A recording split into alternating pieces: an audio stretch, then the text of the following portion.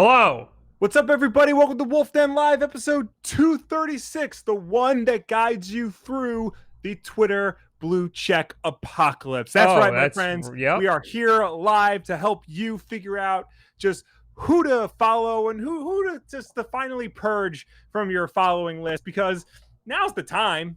Really. In fact, we're going to be giving out blue check marks during this. Yes, just left and right. This is the Oprah Kia giveaway or whatever freaking car she gave away, but for blue check marks. You get a check mark and you get a check mark. Everybody gets a check mark. Yes.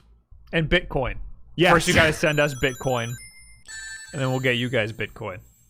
Anyway, hi guys. Hello Super Destrier. Hello Sarah Anderson. Hello Dante. Hello MS. Hello Mika.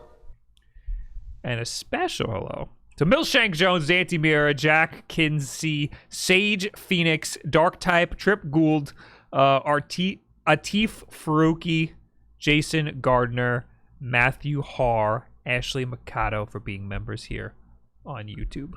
Hello, anyone and everyone who is here tonight. And also, Goludan X with a Twitch Prime sub, Jeffrey Sorensen, Twitch Prime sub, and Hytham G with $5. Did you hear rumors that Microsoft wants to buy Warner Brother Games? And we talked about it last week. And if are they going to be exclusive or multi-platform? Because I am taking it with a grain of salt. It seems like Microsoft just doesn't care where you buy the game, as long as they own the game. I feel like, Microsoft still they believe slightly in exclusivity, but not nearly to the extent that they used to. Yeah. But keep in mind, they're just buying the studio. So that's like Monolith, Rocksteady, possibly NetherRealm Studios, and WB Montreal, and one or two others. But that doesn't mean they're getting the IPs. So Batman, Injustice, Middle Earth, Lord of the Rings, they're not getting. Also, that possibly means they wouldn't get Mortal Kombat either. Interesting. So 7 with 14 Czar. Who is the cake and who has the knife to check? Now I know that I'm not cake, because when I was 5 I cut myself right open. Yeah. So I know I'm not. Will's wife has the knife though. Bring her in. Yeah. Where was I? Mortal Kombat. I don't know. Cake. All right, well, we gotta talk about this stupid new box art situation we got going on here. Okay. We know what the box art's gonna look like for the Xbox Series X and the PlayStation 5. It's gonna look like this. Which is all right.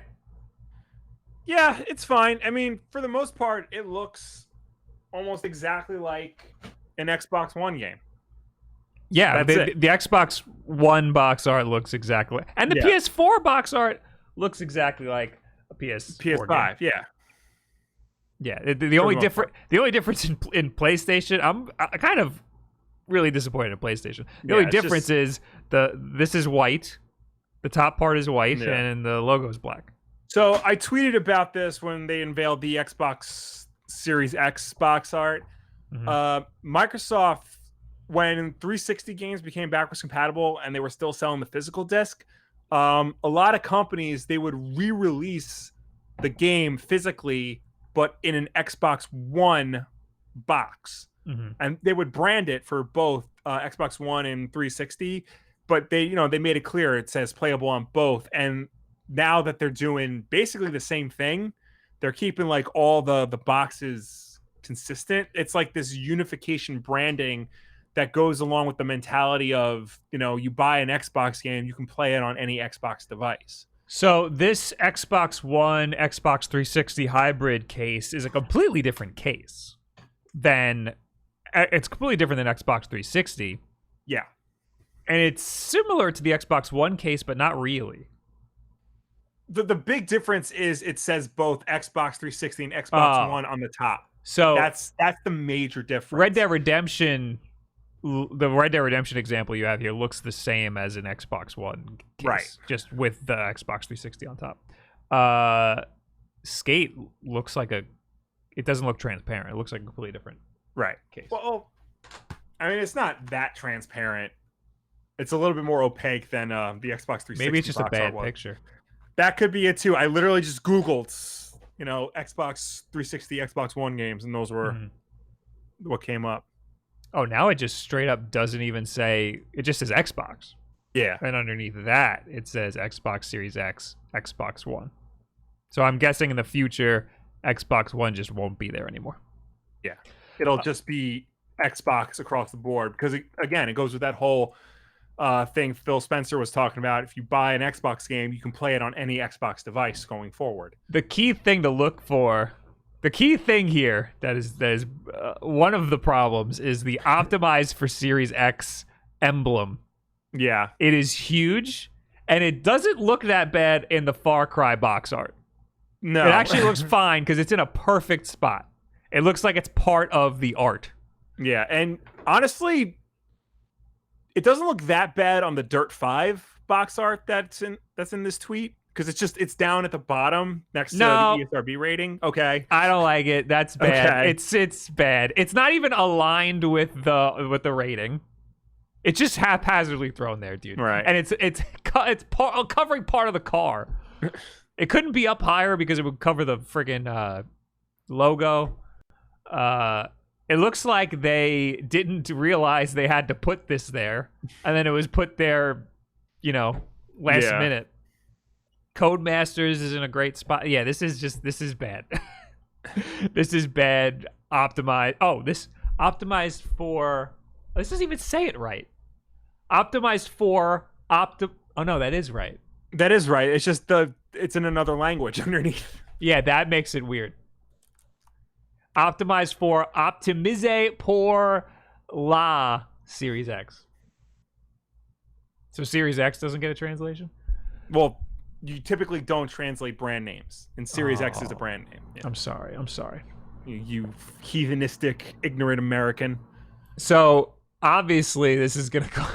I foresee this causing a lot of problems. I'm very happy I don't work at GameStop anymore. Does this have to be so big? The optimized for Series X. That's the main problem. I think is that it's huge. It's just they should have done something else. Like the top part, the Xbox, the Xbox One part.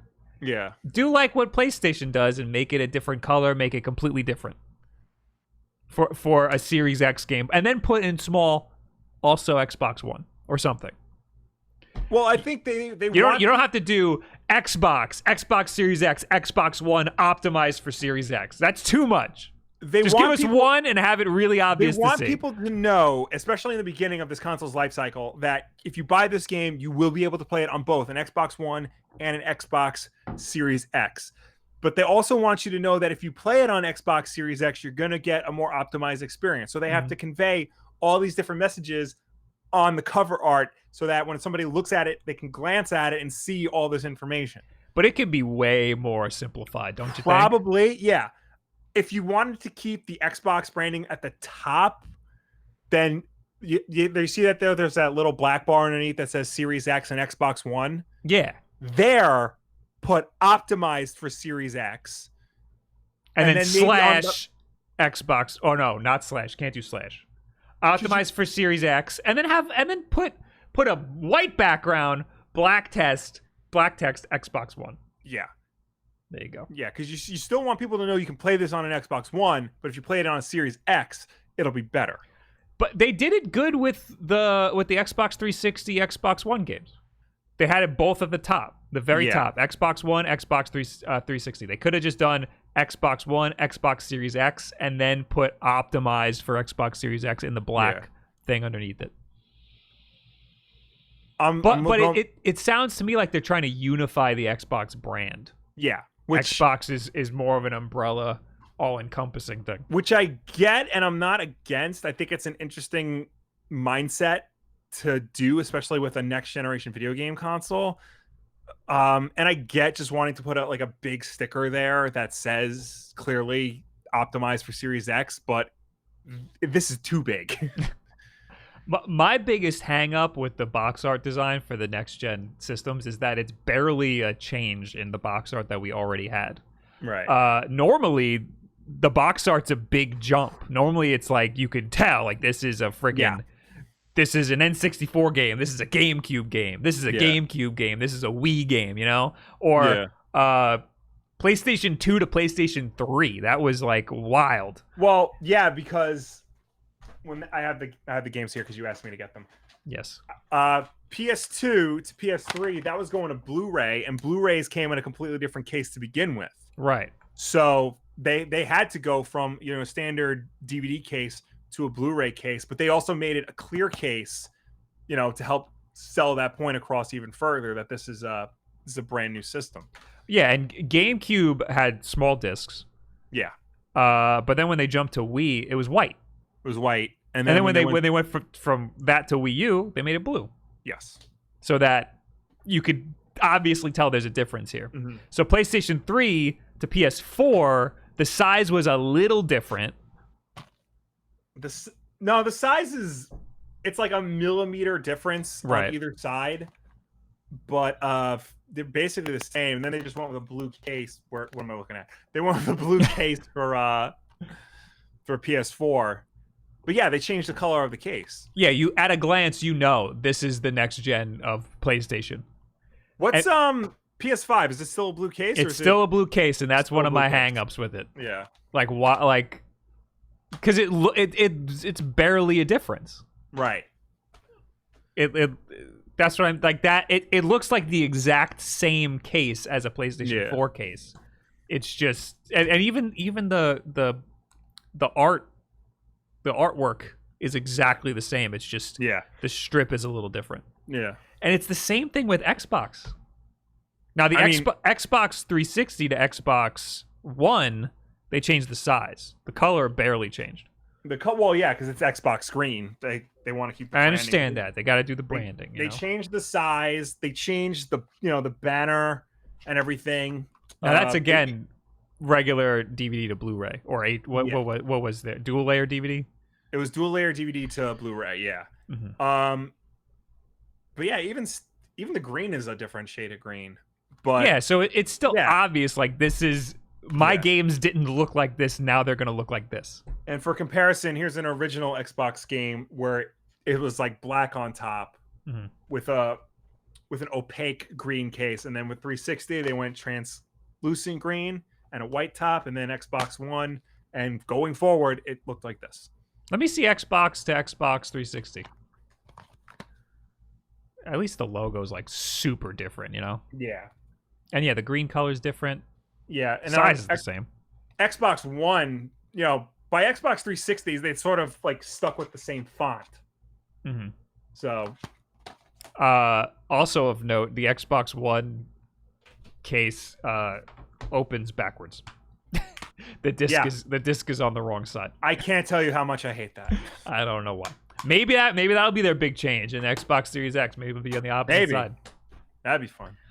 I also like to note, because as I was getting my games, I realized this. There was actually a mid-cycle refresh of PS3 box art. Can you tell the difference? Oh yeah. Yeah. So originally it had the Spider-Man logo on the side because you bought from Sam Raimi Spider-Man, and then when they rebranded, they put it on the top here. So this is actually closer to what they wound up doing on PS4. Right. So, and then the PS5 is just another evolution of that. There you go. All right. This has been Graphic Design Talk with Will and Bob. Again, my biggest hang-up is just that it's barely a change. I feel like, honestly, the fact that it's not that big of a change doesn't bother me. I find that super fascinating because that signifies to me that we might be seeing the end of traditional next generation video game systems as we know them to be. At least for Xbox. Yes. But that's why, like, I kind of understand it coming from Xbox because they're trying to just have the Xbox brand. They don't even care. The Series X, they don't care where you're playing their games. Right. it's still got weird stuff going on, like weird call outs. Yeah. But the overall box art relatively staying the same. I'm kind of cool with for Xbox. PlayStation, I'm disappointed. Yeah. There's no reason why PlayStation 5. We know that that's the next gen. There's no reason why that should be basically the same box art. It's a little weird. Yeah. I put this article here. I've never heard of ccn.com. Have we ever? I thought that was CNN. Yeah, no. And I'm looking at this website going, man, I don't remember CNN's website looking like this. No. Ugly Xbox Series X box art becomes an embarrassing new meme. They really slam it. Yeah. Console fans are mocking the Xbox Series X box art for having a poorly designed, optimized badge that comes in multiple confusing variants. They're really mad about it. Yeah. The Series X is already being subject to memes with its new box art. Source, Microsoft. Dirt 5's... Okay. The Xbox Series X art has become the newest gaming meme. You know what that means? The console's box art was mocked by gamers today on Twitter after Codemasters revealed the design of the Dirt 5 box. Dirt wasn't the first one, though. Wasn't it Far Cry? Far Cry was, yeah. Yeah, it's just I guess you could just put the badge wherever you want. Yeah. Anyway, a car and its livery are the main focus of the... What does that mean? I'm looking it up. Of the Dirt 5 box art design, but nearly a third of the design is taken up with logos. The optimized for Series X logo, which shows the Dirt 5 supports 4K, a higher frame rate, and Xbox Series X Smart Delivery, looks giant on the box. Information about these features can be seen in the top right. A livery is a uniform, insignia, or symbol adorning, in a non-military context, a person, object, or vehicle. Just say logo, dude. They're really trying to be CNN here. They're trying to get those, trying to get their trying to get their salaries worth. You know what I'm saying? Yeah. You know, those English degrees aren't going to pay for themselves. Making fun of them. Meanwhile, we don't know what the word means. But no, yeah, it's right. I didn't even notice this before when I looked at it. It's just 4K Ultra HD HDR Smart Delivery in the top right corner. Yeah. I feel like there is where you could have put optimized for Series X. Mm-hmm. And then, but also still have 4K HDR Smart Delivery. Do regular Blu-rays have that? Regular, you mean like Xbox movies? One? Like movies. Oh, movies. I don't have any on here. No. Well, on the back of a 4K Blu-ray, it will list everything you need to watch the movie in 4K. But it, like, let's say if the movie has HDR, will it say it on the cover or will it say it on the back? It'll say it on the cover. There's like a sticker that goes on the cover. Do you know any movies that support HDR? Most of them do now. Avengers Endgame. Avengers Endgame. I think I'm just thinking about the 4K Blu-rays I have. I think Wonder Woman says it on the cover. You just stare at that. Do you just stare at that one DVD? Look, it's not my fault you don't like that movie, okay? All right, here, only at Target, Avengers Endgame, Target exclusive. It says 4K Ultra HD, kind of where the Xbox logo would be. Yeah. Then under that, it has a strip that says 4K Ultra HD Blu-ray digital code. Oh, that's so you can get the code. Yeah. Doesn't say anything on the front, though. Do you want me to run down and check my 4K Blu-rays? Yeah. All right. Yeah, go grab one. I'll keep reading this article. Wherever it is. In comparison, the box art for the PlayStation 5 version of Dirt looks much cleaner. It features the same ESRB rating pending logo, but has no information about the game's next-gen optimization. The box art... well, of course not. It's just the PS5 version. The box art for PlayStation 5 exclusive Marvel Spider-Man Miles Morales also looks simpler. Let's take a look. Wow. Yeah, it looks just like a friggin' PS4 game. There's nothing on here that says anything. All right. Yeah, Wonder Woman says features HDR, high dynamic range for better picture, sound, and whatnot. And that's it. And that's it. There's also, no other bells and whistles going on. Well, I also grabbed Logan because that not only has HDR and an advertisement for the Logan Noir version of the movie, but it also says Ultra HD Premium on the bottom. What does that even mean? This just basically means this again.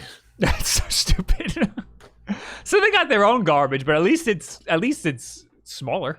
Yeah. All right. Anyway, this article was just saying how PlayStation 5 version looks cleaner because they don't have anything. It's not saying anything.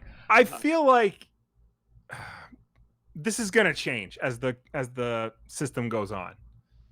Like they'll find out a better way to put optimized for Series X on there somewhere. You're saying a mid-generation change in box art? Even that. How unprecedented. Precedented. Not even that far ahead. I wouldn't give it like a year or two and they'll refresh. Well, I think it's gonna be when. Right now we're in a weird transitionary period because we got these Xbox games are going to say Xbox Series X, Xbox One optimized for Series X. Yeah. Eventually, it's just going to say Xbox Series X. Yeah. And then that's it. Well, no, probably just say Xbox. That's true. You're right. You know? You're right. But then if it just says Xbox, then it has to say optimized for Series X on it. They definitely have data and market research and whatnot confirming like how many Xbox Ones are out there in the wild. They'll probably be monitoring how many Xbox Series X's get sold, and after a certain point, that's when they'll decide to just drop Xbox One from the box art completely and just say Xbox on it. I think the biggest concern should be the messaging. Like, you don't want to confuse people. Right. You want to assume everybody's dumb. Right. You want to make sure that if I pick up a game, I immediately know what it's for, where I'm going to be able to play it, and who I should buy it for. Right. You know? Because also assume that a lot of people who are buying these games aren't buying them for themselves. They're buying them for their kids or something. Yeah. So the ignorant parent is going to be one of the people who's going to have to pick up the next Call of Duty and make sure that they get it for the right system, or else they're going to get screamed at by their 11-year-old.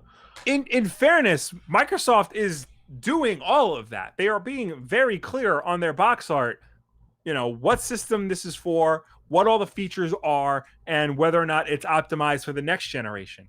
The problem is that it ruins the artwork on the box. I think the problem is they're making it sound more complicated than it is. There's ways to simplify it. Do you have a recent Xbox One game that says 4K HDR on it?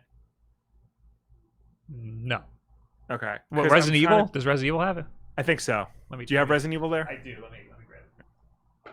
Because I know they started doing this stuff when the Xbox One X came out, signifying, which games had 4K support.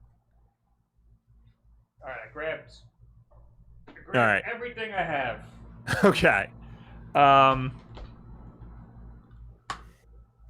Xbox One, yes. It says in the top corner. Yeah. The same stuff that Dirt has. Okay. Basically. 4K Ultra HD HDR Xbox One X enhanced. It says that in the top right corner. But there's no big ass sticker for it. No. But I feel like that's fine because you already know that Xbox One, it's gonna play on all of the Xbox Ones. You know? Perhaps it would have been better because like the 4K and HDR, that can go on the back of the box. Right. That's not important. Yeah. Also, I'm still not sure HDR exists. Yeah. They don't do it on the Xbox One, but on the 360 and the original Xbox, on the back of the box is where they would list all the special features of the game. Xbox 360 and PS3, I used to look at the back of the box to see what resolution the game was even going to be in. Yeah. Because HD wasn't even like really a thing at the time. Yeah. So Splinter Cell says 1 to 2 players, 2-player co-op, 2-player system link, 256K to save a game, HD TV, 720, 1080i, and 1080p in-game Dolby Digital. So that's all you need to do is throw it on the back of the box. And for comparison, the back of a 4K Blu-ray, this is what I was talking about, where it'll list like all the equipment you need to run a 4K Blu-ray. They don't put it on the front; they put it on the back. So I'm looking at PlayStation 4. I'm looking at my Death Stranding here, which I assume has all that nonsense. Yeah, because it's freaking Death Stranding. I don't see anything on the back. So God of War, all it says is I see a PS4 Pro. Yes. Pro Enhanced. Yes. That's it. I see that. But I don't see 4K. I don't see HDR. I don't see anything. Yeah. I get that you want to tell people that the game they're buying is best played on your brand new video game console, but it's not as important as I think most people think. If you're buying a game for a Series X, you already know that the Series X can enhance your game. So you don't need that front and center on the box. I think it's very important to show that this is a Series X game. Yeah. I think that's the most important thing to message. Optimized for Series X is a little much. Yeah. We already know that. Yeah. I think that all you need is the thing in the top that says Xbox Series X, Xbox One. You know what systems it's for. Yeah. Eventually in the future, they'll drop Xbox One. Yeah. If it's not for that. And then that's it. And then we're good. The emblem, dumb. Get rid of the emblem completely. Maybe make this a little bigger, the Xbox Series X, Xbox One. Unless or change the color or something. The emblem is a sticker that goes on the shrink wrap. Well, we have a whole article here, Will, from news.xbox.com, which I think we've read before. Okay. It's the emblem. So I don't know if it's a sticker. Optimized for Xbox Series X is the indicator for games that take advantage of the full power of Xbox Series X. Since Xbox Series X offers developers unparalleled power and speed, this empowers them to create the experiences they want and embrace a range of features and capabilities based on what is best for their individual titles. Is it a sticker, though? I don't know if they're going to say. So this is making me seem like if they had to make a blog post about it, then it's not a sticker. This is an old blog post. It's from June 25th. Okay. I think you're right, though. I think it might be a sticker that goes on the, like, in front of the... On the shrink wrap. Then it's not that big of a deal. Well, I don't know. I wouldn't say shrink wrap. I would say over the friggin' what's it called? Oh, over this part, the plastic part? Yeah. The clear plastic. That's just as bad as putting it on the cover, if you ask me. I know. Just like on your Blu-ray, on your Blu-rays, the HDR is a sticker. Well, no, this is printed on. Oh, it looks like a sticker. But it's the slip case. Oh no, it's even on the actual thing. What a reveal! Oh, look at that! We don't know. It could be any of that stuff. We got exclusives here on the Wulff Den, ladies and gentlemen. Anyway, Dirt 5 isn't the worst case of the cluttered box art. The Series X box art for Watch Dogs Legion, I haven't actually seen this, features a third logo with information about the awards that the game earned at E3 2019. The dog's trying to eat the garbage can. Can I show it? Can I show the dog eating the garbage can? There he is. Aw. Stop eating the garbage can! Dummy. Dumb dog. Anyway. The Russian version has a fourth logo saying that the game can be played completely in Russian. The argument from some gamers is that this information could all be put on the back of the box. I wonder what gamers would say that. Here it is. Oh, no. Where is it? Here it is.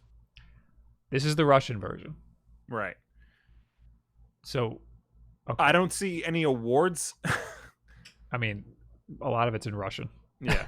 But I can make out like Resistance Edition. That's just like means it's the special edition or whatever. That's the Russian flag, so I'm assuming that indicates that it's you can play it in Russian. Yeah. I don't know what that bottom banner is, but I'm assuming it looks like it's part of their rating system. No, I think that's so one of these is supposed to say that it won an award at E3 2019, and I think that might be it because there's a 3 in it. Okay. Yeah. Is that a 3 or is that a part of the Russian alphabet? Dude, I don't freaking know. Do they got numbers in the Russian alphabet? I don't know, dude. I'm not Russian. Anyway. Dogs running around. It didn't take long for fans to create memes of the bad box art. Several made edits that made the Series X optimized logo the entire box art. One fan edited the Far Cry 6 box art to add information about the Series X features, like the console's 12 teraflops in giant lettering. The look of the box art may highlight a big problem for the Xbox team. The decision to put Xbox One and Series X on the top box art could well confuse gamers who don't know much about them. Why? Why would that confuse them? Yeah. Some gamers think that this information could go on the back of the box. Who thinks that? This is one of the games. We just said that. I know. This reminds me of Arkham. Oh, Arkham City, the Game of the Year edition. Yeah. Yeah. Well, that's Warner Brothers' fault. That's not the system manufacturer's fault. The box art for Arkham City was so good. Yeah. It's nice and clean, black and white, a little bit of red, really pretty. Then what happened with the Game of the Year edition? They just went nuts. They like ruined the simplicity. Yeah. They were like, "How you doing, guys? Hey, how's it going? We love you more." Yeah. It's so true. Don't you let guys. them know that. Don't let them know that. All right, we're back. I'm just using this time to make sure I got my free games for PlayStation Plus and Xbox Live Games with Gold. Oh, I gotta do that. Yeah. What was no? There's nothing good. No, but I get them anyway. Today's the last day against Saints Row 2, though, on Xbox. If you really want. I don't want that. Okay. Senior director of Sony Entertainment, Sony SIE, Interactive Entertainment, Yes. Content Communications, Sid Schumann, penned a brief, almost curt PlayStation blog post. It contains snaps of the PS5 box art modeled by Insomniac Games, upcoming standalone Spidey expansion. Okay. I think we covered everything. Yeah.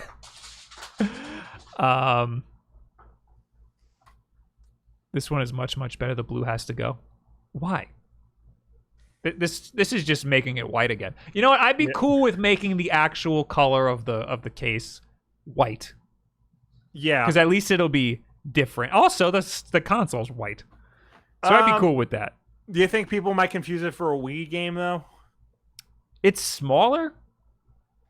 True. Also, we get that it's how many years removed are we from the Wii? We're all over 10 years removed.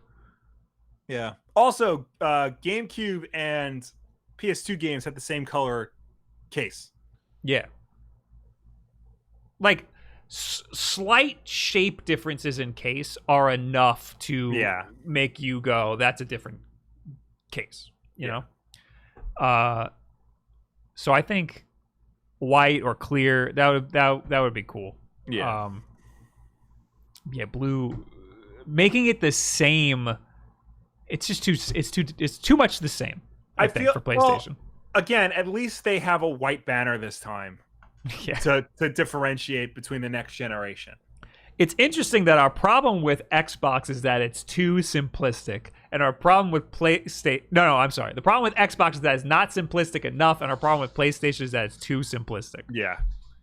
The point we're trying to make is Nintendo nailed it. Nintendo nailed it. They have a completely different shape. Yeah. And everything. Yeah. Is this what I want? Okay. Anyway, that's all I got to say about the box art. Yeah, I mean, We just spent a half an hour talking about box art. I hope everybody's happy. Yeah, hopefully they'll figure it out better. Yeah, I mean, there's room to change it a little bit. Yeah. But again, it's just the whole purpose of this is to make it not confusing for stupid people, and or people who are just not paying too much attention. You know. Yeah. But yeah, I think they could have done a little better. Anyway, we got a bunch of super chats. We do. Louis Pimentel, $25. Oh, thank you. He didn't say anything. Thank you. Thank you for being the episode sponsor so far. Yeah. Purple Odd Job with 5 Canadian. Some food questions. Do you like cubed chicken or shredded? Bacon crispy or kinda on the less crispy side? And what is your favorite food? I guess I like cubed. I don't really care. It depends on what I'm eating. I think I prefer shredded. Dude, this dog is... I've never seen him. He's just running back and forth and back and forth. It depends on what I'm eating. I don't care. Because right now I'm thinking of like the cube chicken of like my workplace cafeteria, and that is just gross. So yeah, I guess I would have to say shredded chicken. Even though there really is no difference. I literally just ate cube chicken in a salad, and it's all right. Yeah. It's like, Moe's. Yeah. That's cube chicken. Yeah, that's good in a burrito. And also bacon crispy or kind of on the less crispy side. So here's the thing. Let me hold on. Let me stop you right there, Will. Set the scene. Set the scene. Our mother. Yes. Whenever we'd go to like a diner or IHOP or something, she would freaking always go bacon extra crispy for all of us. Yes. She would kind of force it on us. We were never allowed to have our own opinions on bacon. Yes. Same thing with French fries at McDonald's. Always without salt. Because if you get them without salt, they make them fresh.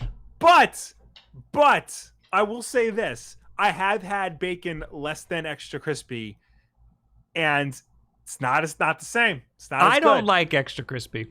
I have to say, I think I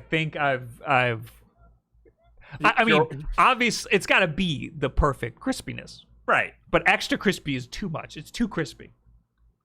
I feel like a little.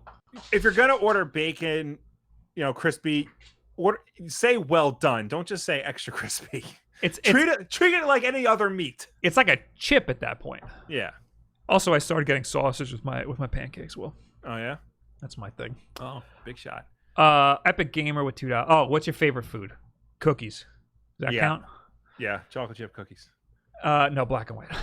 All right, fine. Epic Gamer, $2. Thank you. Mm-hmm. Warble Sync with $5. Bob, who do you think you upset more in your last video? Yu-Gi-Oh fans or Bakugan fans? I knew people were going to be pissed about that. Yeah. But too many people, how could I have done that by accident? How can I have Googled Bakugan and then picked a Yu-Gi? That doesn't. So here's what happened in my last video. I said Bakugan and I showed a picture of Yu-Gi-Oh. How could I have Googled Bakugan and then come up with a Yu-Gi-Oh picture?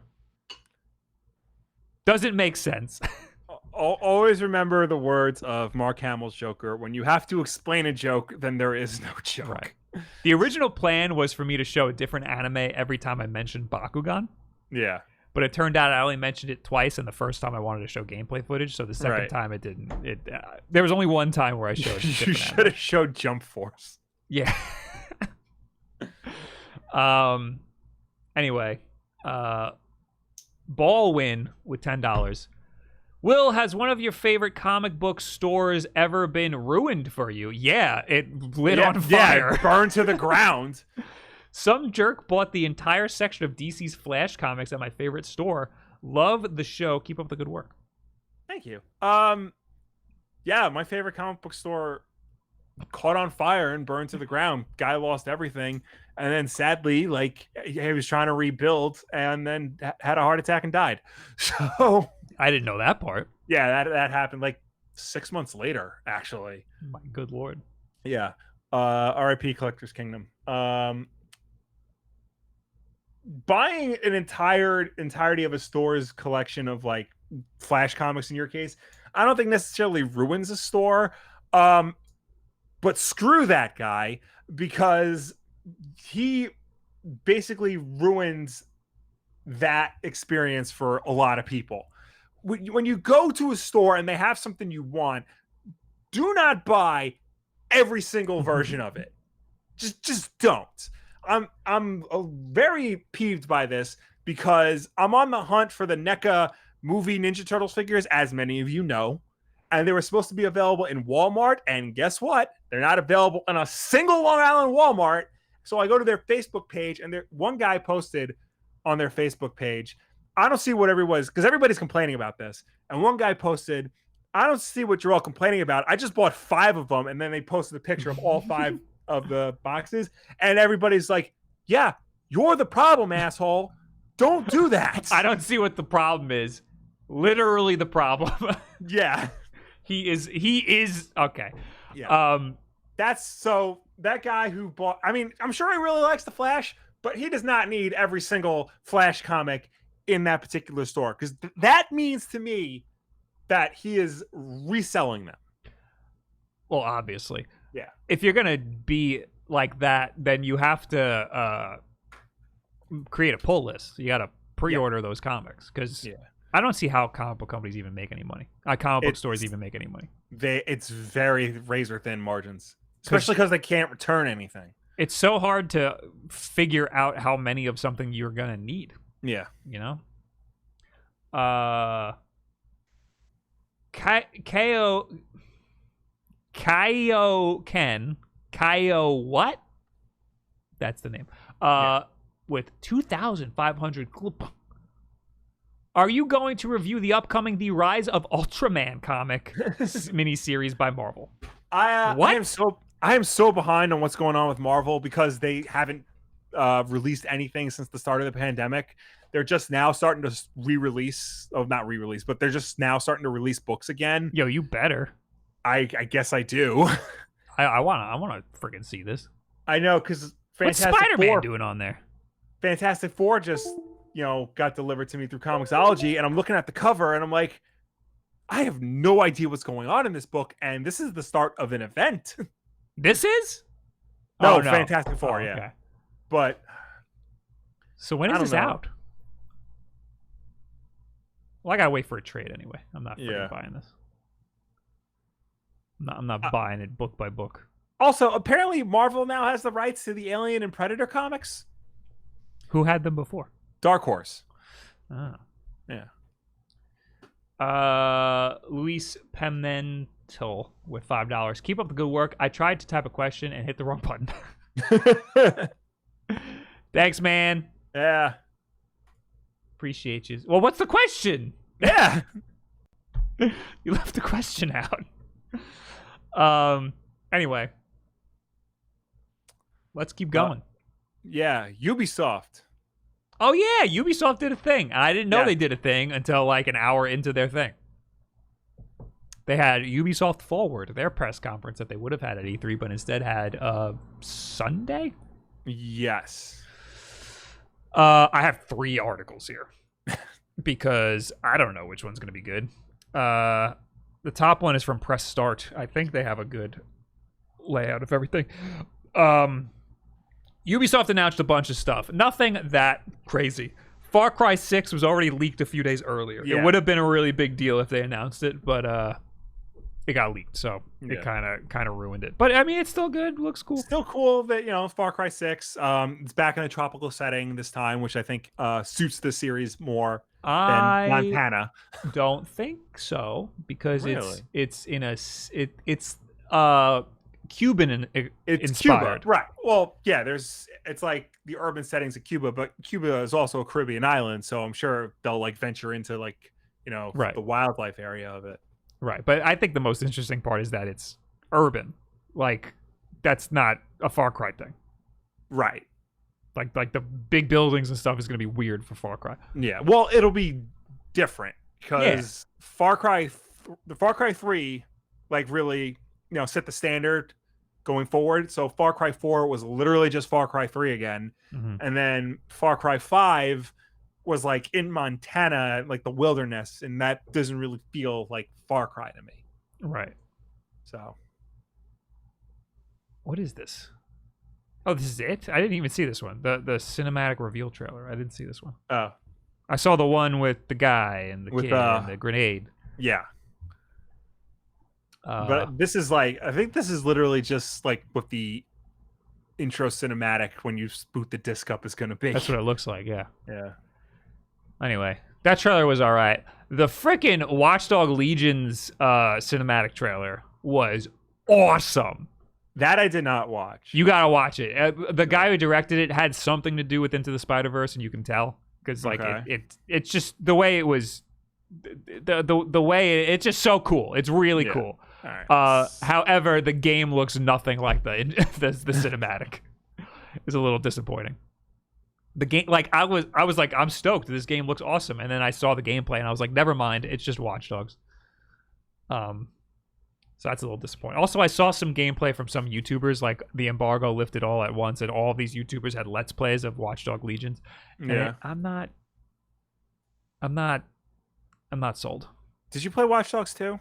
No, I played Watch Dogs 1, which I liked, but then I got burnt out by Ubisoft games because they're all exactly the same. I've heard that Watch Dogs 2 is everything Watch Dogs 1 should have been, but like you, like I've played the same Ubisoft game 100 times by now. I don't know if it's really going to be that much different. This looks the same as every Ubisoft game.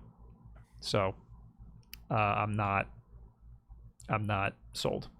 However, on the complete opposite end, Assassin's Creed Valhalla does not look like an Assassin's Creed game at all. Really? No. There's no jumping between rooftops and parkouring and stuff. I'm sure there is, but they barely I mean, I haven't seen any of that in any of the gameplay because even like Odyssey and Origins, which take place before all the other games, still looks like it has rooftops and stuff.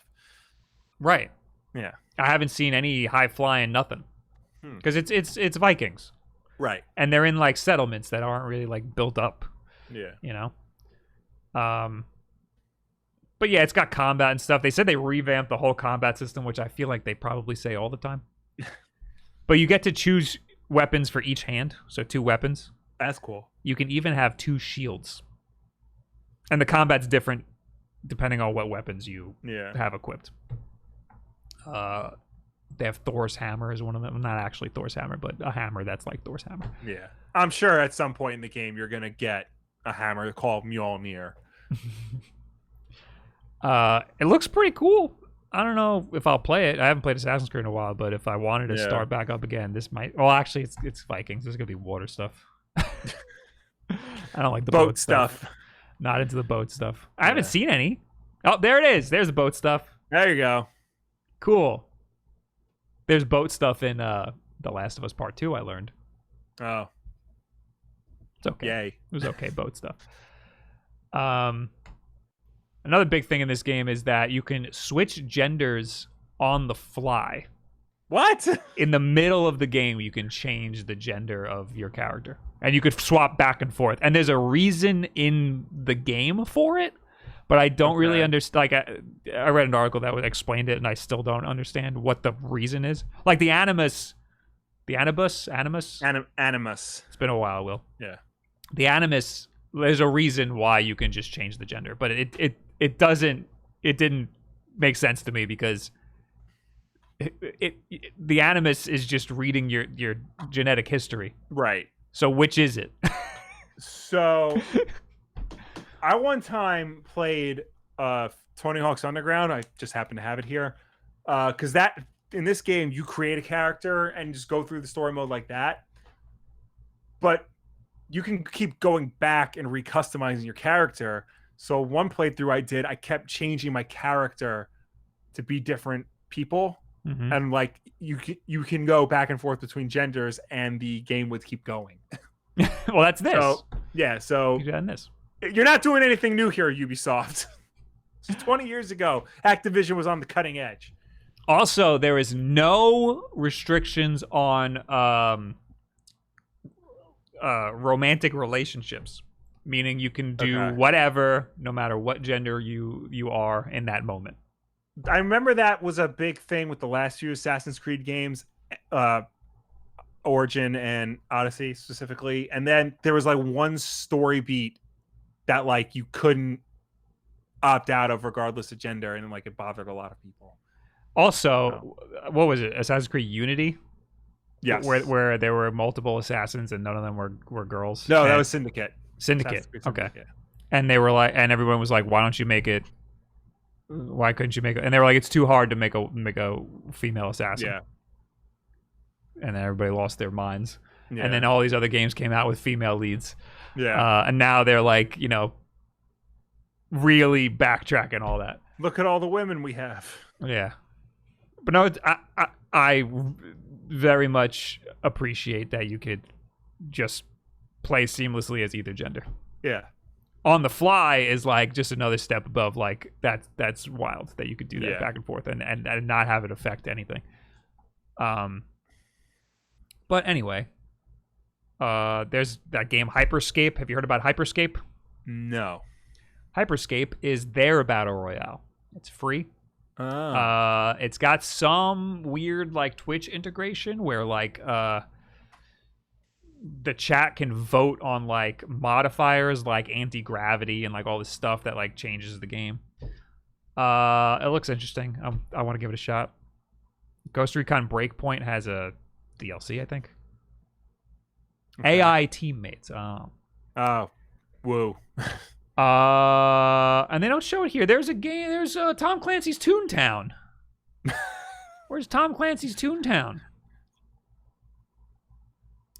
Brawlhalla got. Oh, it's Brawlhalla is coming to iOS and Android. That's their. I thought that was already on right? iOS and Android. It's on everything. Yeah. That's their free to play Smash Brothers type deal. It wasn't made by Ubisoft, I don't believe. It was published by Ubisoft. Yeah. Did they buy it later? I don't know. Let's see. Developers Blue Mammoth Games, published by Ubisoft. So I guess that's the only publisher listed. Yeah. Okay. Just Dance 2020, Will. Get ready. Oh boy, is it coming to the Wii?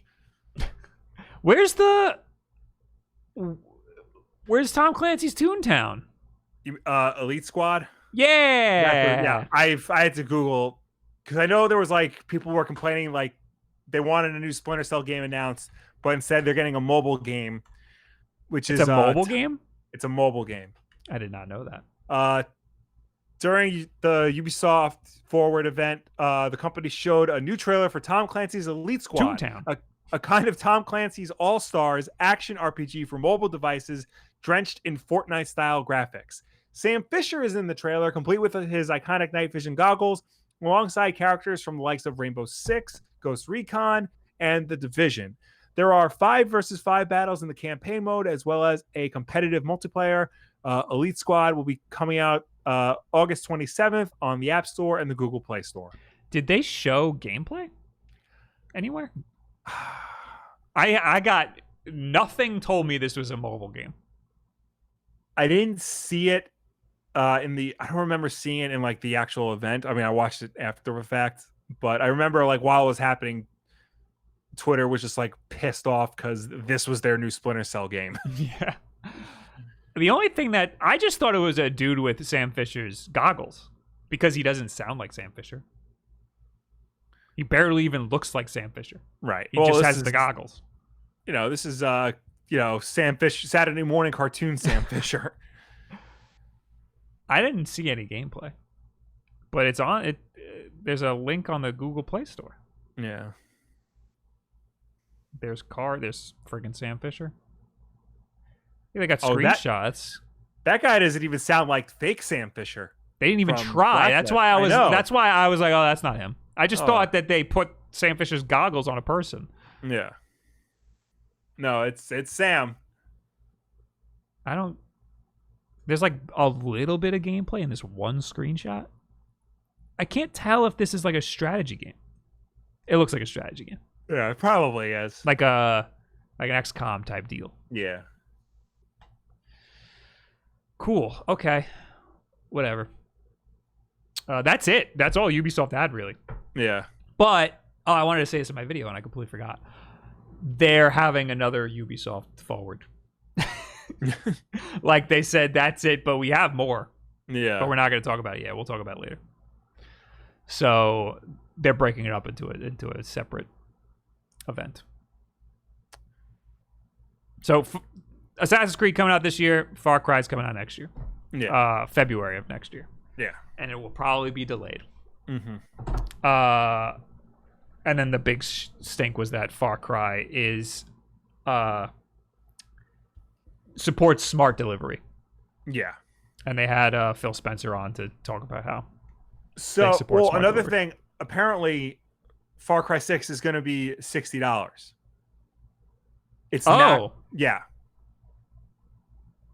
So it's going to be an Xbox Series X game that costs the same as an Xbox One game.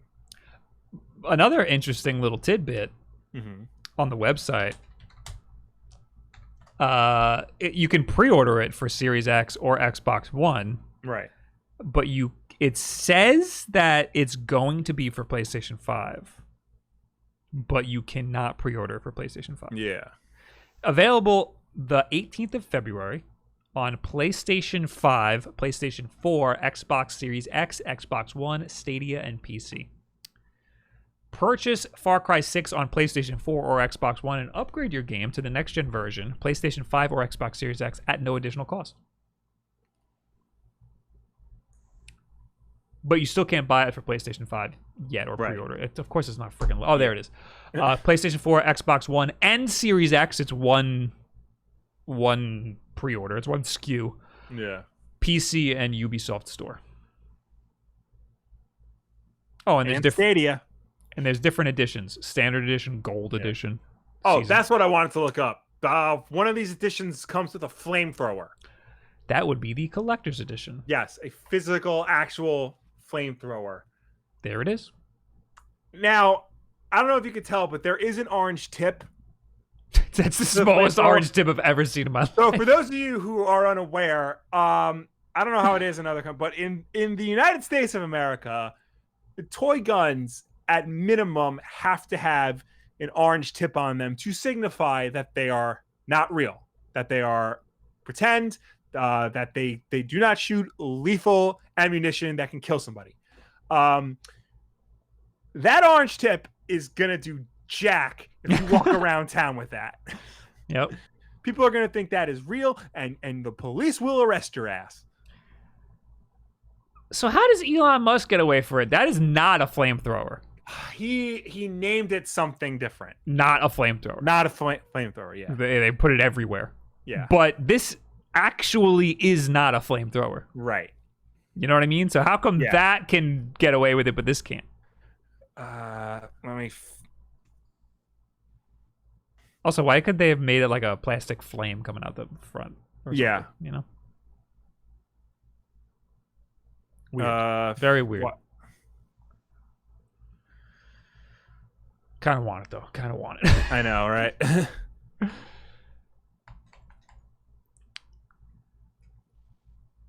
All right. Well, that's it for the Ubisoft Forward. Okay. Ian Quinn says that tiny orange tip will get you shot if you have the smallest bit of... I'm not reading the rest of that. But he ain't wrong, though. Yeah. He ain't wrong.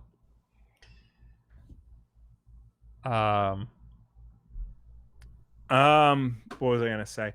I feel like, we're all happy that E3 got canceled this year, because screw them. But I will say this: the only good thing about it is that it made all the game announcements localized and centralized. Now that publishers are doing it like on random days throughout the month, it's making things a little bit more confusing as to like what the news is and like when to expect it to come out. Does that make sense? Yeah, absolutely. Yeah. And that's it's almost like I made a whole video on it. Yeah, no, it's it was a lot easier to follow along with everything when it was all 1 week, when all of the publishers had a deadline for when they needed to make their announcements. And then we had a list. This is when all the games are coming out this year. Yeah. And now it's all spread out. But also, everybody's kind of taking their time because everybody had delays this year because everybody was on the same page. You know what I mean? Everybody had a problem that delayed their work on their games. Yeah. So that also affected why these announcements are being like staggered and weird, and why some games are coming out way later than they should or being announced later than they should. Yeah. So anyway, Purple Odd Job with 5 Canadian.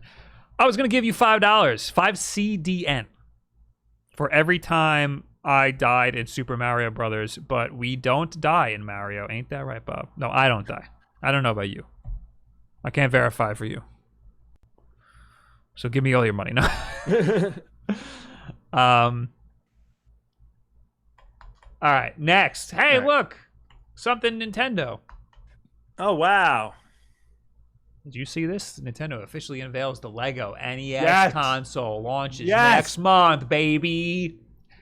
This blindsided everybody. I had no idea this was a thing.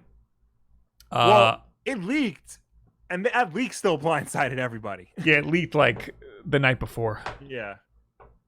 It is beautiful, this thing. Oh my god, this thing absolutely. is beautiful. This looks like, what is it? Their Lego, the fancy versions. Oh, like, it's not a it looks like an architect kit.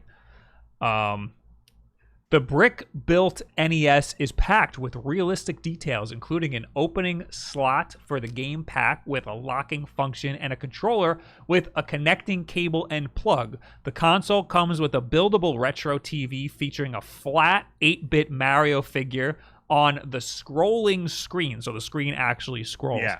Plus an action brick to scan with Lego Mario, which I am not buying. Figure not included. Find in the Lego Super Mario Starter Course set. So he reacts to the on-screen enemies, obstacles, and power-ups, just like the Super Mario Bros. Game. Yeah. I'll play the video here. Don't play the audio. He blows on the cartridge. It's a nice little... Yeah, but isn't that not? You're not supposed to do that. I know you're not supposed to. I do it all the time. But everybody does it. The TV is really freaking cool. Yeah. That's a really nice touch. That might even be the best part. The fact that they have a TV that actually scrolls. You just got to like crank the little wheel. Yeah, there's a crank on the side. And then Mario like goes up and down. He's on like a stick. I don't know. So you see the guy put the thing in the TV. It looks like, if you pause it correctly, and I haven't done this, but like, it sort of looks like that scrolling thing is reversible. Reversible. Like, you unfold it and fold it the other way, and that's the underworld. Oh, let's see. That's my wild ass theory. I don't know if it's true. Do not hold me to it. But if it was, it doesn't really look like that. But you can't really see. Yeah. I mean, it's definitely black on the other end. Yeah. Unless you think they would sell like level packs. No, that'd be so stupid. Yeah. It looks real like that. My biggest problem with the Lego Mario set is that you can't display it because Mario looks horrifying when he's off. He's got no eyes and no mouth. Yeah. But this is strictly for display purposes. Yeah. And I'm so down for that. This looks so cool. And the fact you could see everything's cool about this. I love this. Yeah. The only thing that's not cool about it is that it's 229 euros. What is it in real money? It's 229.99 American to 209 pounds. It says here, German publication, promo bricks. Oh, euros. That's it. It's 229 euros. Okay. And dollars. Yeah, it's a lot of money. And I know like Lego sets are expensive, but this feels very steep for something like this. Yeah, it's not that big. The TV's really cool, but that's way too much money. I'm still going to get it, but it's stupid. It's stupid for that much money. Yeah. You can buy you might be able to buy an in-box NES for that much money. Maybe, yeah. KO Ken says, I would much rather buy the Lego Voltron if I want to spend more than $100 on Lego alone. I think is that a real thing?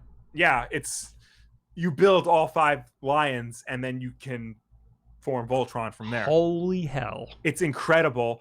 I watched the guy like build it. It took him like an entire day. That I think is actually $250 for the Voltron set. It's on Amazon. It is $300. Okay. But it looks like that's not MSRP. Yeah. I think it's $300 because it's sold out. Yeah. One left, guys, on Amazon. Get to it. Yeah. So anyway, that's the Lego set. It's cool. It's expensive. I might. No, I'm gonna get it. I'm gonna get it because I can make content out of it. Content.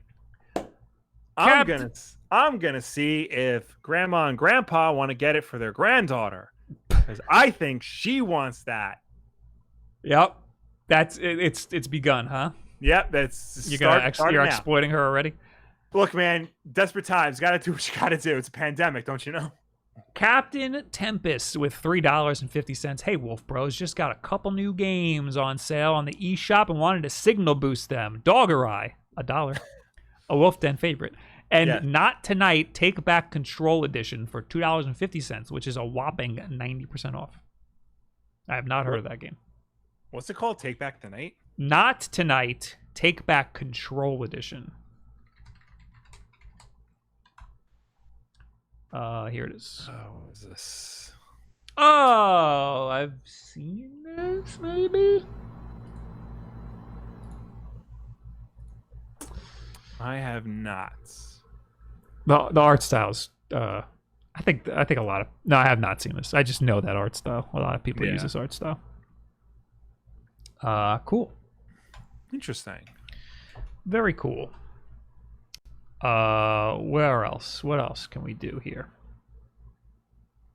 Oh, Wulff Den Dad in the chat is too smart for him to.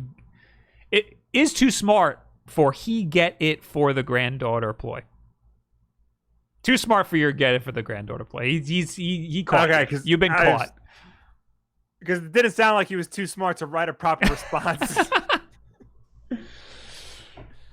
Fans have discovered a private Mario 35th anniversary Twitter account, Will. Oh, it's happening. We're doing it. According to Nintendo Life, a private Super Mario Twitter account possibly held by Nintendo has been discovered by fans, potentially... Oh, I almost threw up. I'm so excited. Oh. Adding weight to reports from earlier this year surrounding upcoming remasters on the Switch. The account in question carries the Twitter handle at Super Mario 35th, currently showing a temporary name of It's just all A's. With no activity, the account was registered in March 2020, which kind of lines up with the rumors. Yeah. As reported by VGC, one user has discovered that it has so all right. Already, I could. It sounds like bullcrap. I could care less. It's like, who cares? Like, could be anything. But here's what really sold me on the rumor. As reported by VGC, one user has discovered that it has a recovery email. Somebody already trying to hack into it. Potentially linked to Nintendo. While the characters are naturally obscured for security reasons, they do fall in line with Nintendo's nintendo.co.jp address. Interestingly, it would appear that both the official Splatoon JP and Smash Brothers JP Twitter accounts use a very similar email address. So it is ML, bunch of stars, at N, bunch of stars, dot, 2 stars, dot, 2 stars, which would be nintendo.co.jp. Right. So it's looking to me, unless somebody's pulling an elaborate prank, it's looking to me like Nintendo has secured this Twitter account. Yeah. It's impossible to confirm whether or not the account is indeed held by Nintendo at this stage, but if we were to assume that it is, the account could well become a place for the company to share news and other content surrounding its famous plumber's 35th anniversary. So, I mean, they got to do something for Mario's 35th anniversary. Yeah. It's kind of ridiculous that Paper Mario comes out on Friday, and they're not already like making a big stink about this being the 35th anniversary of Super Mario. I feel like they were saving that for like the end of the year. Like they were going to announce it at E3 and like, really drive home the marketing of Mario's 35th anniversary towards the end of the year. But because everything got screwed up, now they're just like waiting, and they'll probably do like, Mario's 35th anniversary. And then the next day that they release, all the games they were planning on releasing for it. Yeah, there's no doubt that things got delayed. Whatever they had planned has been delayed. But it's been delayed a lot. Yeah. Now, somebody left a comment on my video that said last time they announced Paper Mario right before Xenoblade came out. So, because Xenoblade would have been the last game that they had being released for the year, or maybe Animal Crossing, I don't know. But then they were like, oops, we got to have something for people to look forward to. Here's Paper Mario. So it's possible we might get a trailer drop tomorrow. That'd be fun. Just like we did with Paper Mario, we might get something. Because right now, once Paper Mario comes out, the next Nintendo game we have to look forward to is Bakugan. I mean, Yu-Gi-Oh! But also, guess what, Will? What's that? Rumors of a Nintendo Direct coming in July. Hey, here we go again with this nonsense. Okay. This is the only article I could find. Express.co.uk. Nintendo Direct July 2020. Smash Brothers news could prove Direct is on its way. I haven't heard this spin on it. Nintendo Direct rumors are coming in thick and fast. Should we not read articles from Express anymore? Why? Because they use phrases like thick and fast? Yeah, I don't like that. And some surprise Smash Brothers news could prove the first full Direct in almost a year could be happening soon. Now, here's a little side note from your buddy Bob here. Every time they announce or they release a new character in Smash Brothers, like for the DLC, they announce the next character. Right now, we have no idea who the next character is. Right. And that's weird. I feel weird. Anyway. That's why I'm kind of interested. What the hell Smash Bros. News are they even talking about? Nintendo could be about to drop the first full fat Direct. Whoever wrote this, they gotta get laid. Direct since last September, and the latest Smash Brothers news could show the highly anticipated stream is happening soon. The rumor mill is abuzz with claims that the House of Mario could be about to broadcast a Direct stream for July 2020, with evidence mounting up. It had been thought that the next Nintendo Direct, which would have been the one intended for around E3 time this year, could be as far away as the end of the summer. What? That came as a bitter blow to Nintendo fans, as gamers are expecting a huge blowout of reveals for announced games in the next Direct. The Switch's release schedule for the remainder of the year is looking extremely bare, with fans seeing this as a sign that Nintendo has plenty up its sleeve. Fans are eager for news, and they've been delivered a boost as the rumor mill has started to claim the next Nintendo Direct could be happening sooner than previously thought. Chatter surrounding a July 2020 Direct began at the beginning of this month thanks to reliable insider Kelios. Kelios had correctly predicted the timings for the March Direct Mini and said a July Direct was inbound when responding to a post on Twitter from journalist Jeff Grubb. Oh, we read that already. Yeah. I heard that the guy who predicted the Switch Lite, I heard that he predicted July 20th for a Nintendo Direct. Yeah. Okay. Which doesn't make sense. That's a Monday. That doesn't make any sense. Oh, Kelios later went on to add that the next Nintendo Direct could be happening on Monday, July 20th. So there you go. I guess that's the guy who predicted the Switch Mini. Switch Lite. Do Nintendo Directs typically fall on a specific day? No, right? No, they do whatever the hell they want. Yeah. I mean, I don't know if they've ever been on a Monday, but it's Nintendo. They do whatever the hell they want.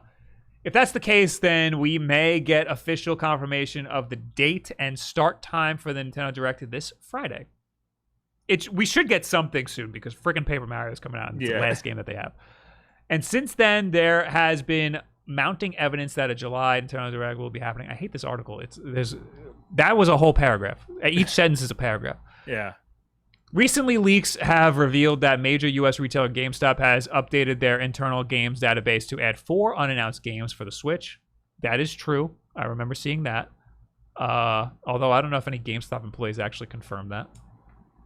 This type of thing has happened in the past just before a new Direct was aired, with fans seeing this as a huge sign that another broadcast is inbound. And now there's even more proof. As reported in a post by Game Rant, the Super Smash Bros. Ultimate website has recently been updated. The Fighters tab has mysteriously disappeared all of a sudden from the site, which typically is a sign of a new character announcement is inbound. These announcements tend to happen during a Nintendo Direct, so this website actively could be a further sign a new Direct is inbound. This news had previously been highlighted by Twitter user Shadow Edgy, who posted the new tab has mysteriously been removed from the Smash Bros. Website. Keep in mind, I believe Byleth's was there up until Min Min was revealed. Fighter number 7 is being revealed soon. It remains to be seen who would be revealed, blah, blah, blah. All right, so that's why Smash Bros. is pointing towards a Direct. Right. Is it still like that? That sounds like something that would be fixed by... This article's from yesterday.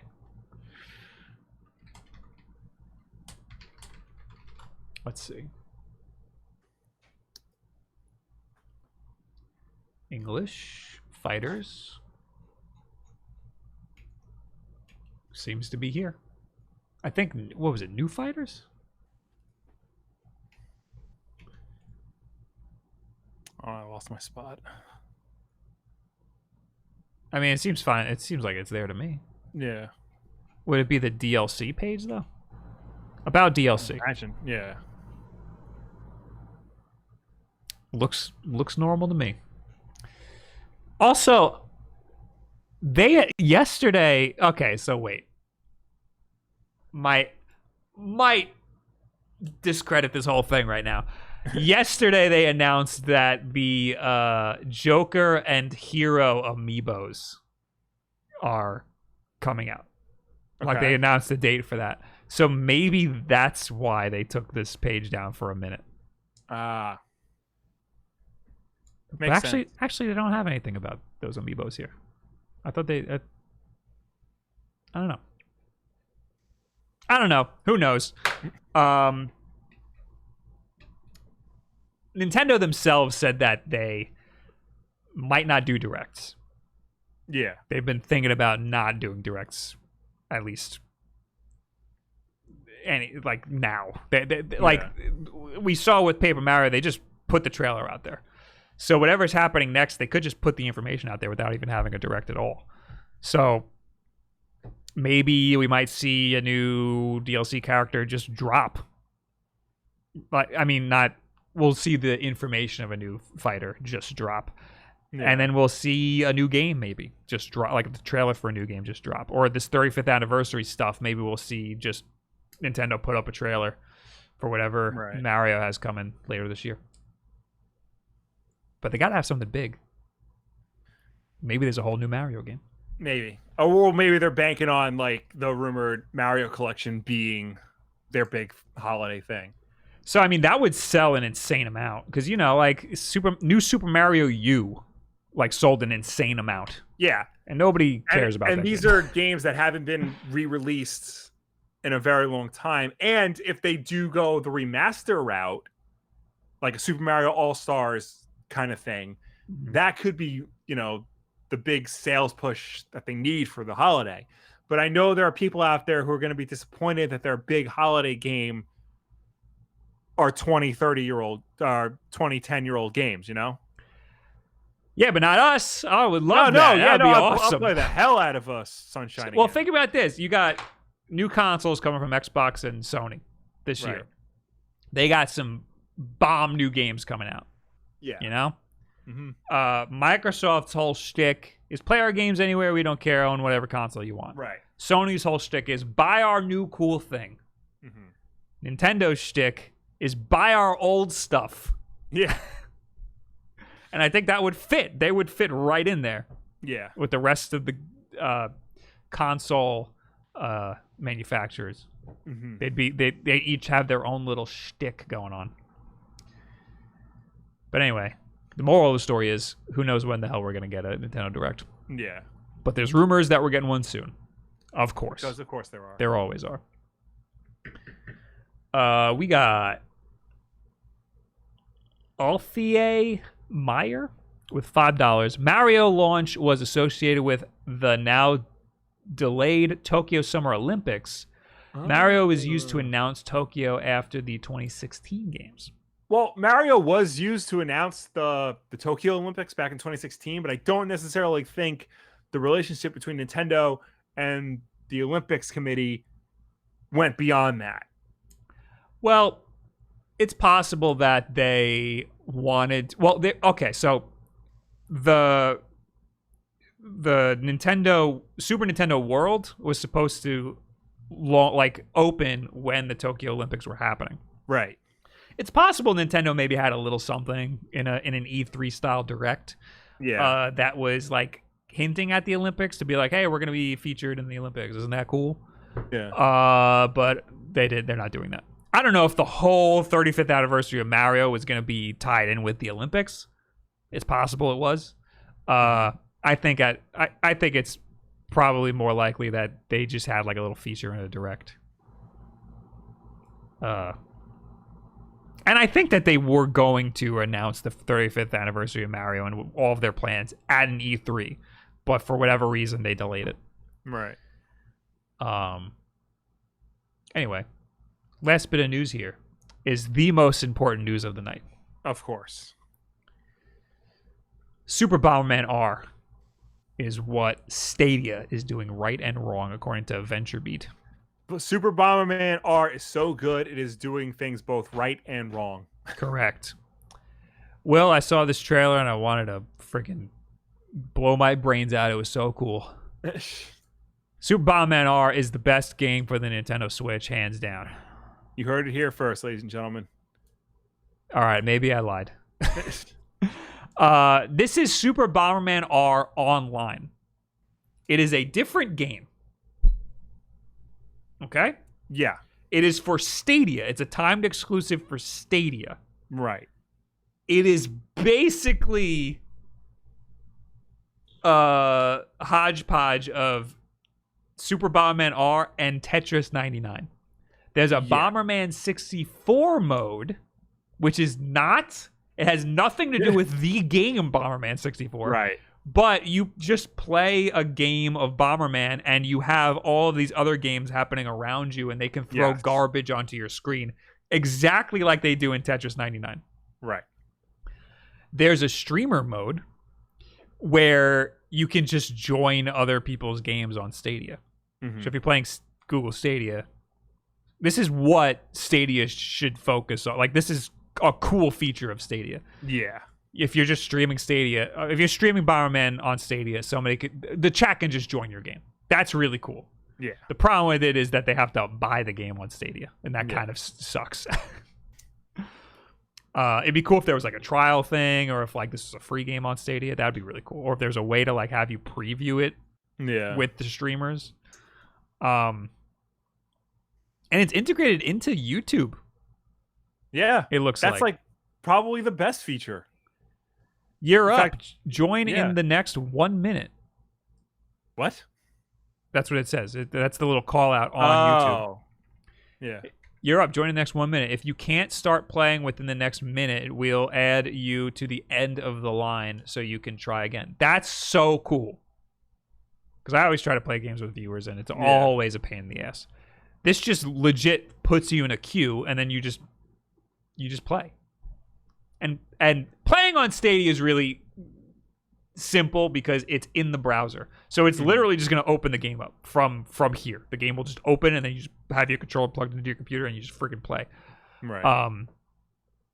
The only problem is you need to have Bomberman R Online on Stadia, and who the hell is going to want to buy that? Yeah. If they put this on Switch and they have similar integration, that would be insane. But I don't see that happening. Again, this is something that Stadia should focus on, but they gotta revamp their ecosystem. Like, having to buy the games individually is weird. It should. I mean, people like owning stuff, but in this case, it's still a digital platform. So it should be a subscription service, or at the very least have like a preview, so you can have like a month trial or something, like Netflix type deal. Yeah. But anyway, I thought this was a cool. I thought Bomberman 64 mode was a cool idea. I hope that it comes to the Switch version, because I have it on freaking Switch. Well, is it going to be a separate game, or are they just going to add it to Bomberman R, like pre-existing versions? My understanding of Bomberman R Online is that this is a different game. Okay. But it looks exactly the same as Super Bomberman R. Right. So this will probably be another game that you have to buy. According to not a Warzone situation. It might be a Warzone situation, because Warzone is free, but it's part of Modern Warfare. Right. But this is Konami we're talking about here. Yes. So according to Konami's website, here we go. Super Bomberman R Online compete against 64 players simultaneously. The new addition to the Bomberman series, Super Bomberman R Online, will be coming to Stadia. Now with the unique Battle 64 mode, take on dozens of players like never before in this explosive frenzy to be the last one standing. With the new Battle 64 mode, players will automatically be placed in one of many areas at the start of each match and must battle it out against other players in the same area. Areas will begin to close down as the clock ticks, and players must pass through the gates to the other remaining areas before the timer runs out. Those who make it to the last remaining area must battle it out to become the last one standing. That's it. Doesn't say anything about it being a whole new game or just an add-on. It says play with your favorite streamer by joining their game through the crowd play feature. Seamlessly join the streamer game by accessing the link on the screen. It says at the very beginning, the new addition to the Bomberman series, Super Bomberman R Online, will be coming to Stadia. So, I mean, Bomberman R wasn't originally on Stadia, I don't think. I don't think so. Oh, the graphic at the top of the page just says new game. All right. There new game. There it is. There you go. That's what you come to Wulff Den Live for, the hard-hitting journalism. Yeah, it's not. So Super Bomberman R original is not on Stadia. Right. Available on Switch, now released on PS4, Xbox One, and Steam. PS4 is in quotes. I don't know what that's about. Probably branding thing. It's the only one with a registered trademark above it. Yeah. Okay. So this is a completely different game then. Right. But it's a timed exclusive. So we will be getting this on other platforms. Yeah, but who knows what? Yeah. I hope it's just added to the Switch version. But it won't come with that streamer integration, which is the coolest part about it to me. I wish Stadia had like trial stuff where you could just get viewers to just do a trial for like that even hour of gameplay, you know? Yeah. That'd be really cool. That would get people to buy Stadia. Anyway. That's it. That's all the news we have. Yes. We got Yagor. No, Wygor? Igor. He became a member. Thanks, man. Thank you. And Mega Dragon 101 with $2. Y'all not going to talk about Paper Mario and Bakugan? Why are we going to talk about Bakugan? Yeah. And I got nothing to say about Paper Mario. It comes out in 2 days. I might play it tomorrow. I'll talk about it probably next week when I play a little bit of it. That's it. That's all I got to say. Yeah. Bakugan, we talked about Bakugan. It's the next game that Nintendo has coming out. Yeah. I love Beyblade. It's tweet of the week time. Tweet of the week! Tweet of the week! Tweet of the week! I got 2 here. Okay. One of them you have to bleep. One of them you don't. Okay. This is from I just pulled right as the show started. Mark Doherty says verified accounts should be allowed to tweet again, but only with quick chat options. And it's a screenshot of Donald J. Trump tweeting, "I'm using tilt controls."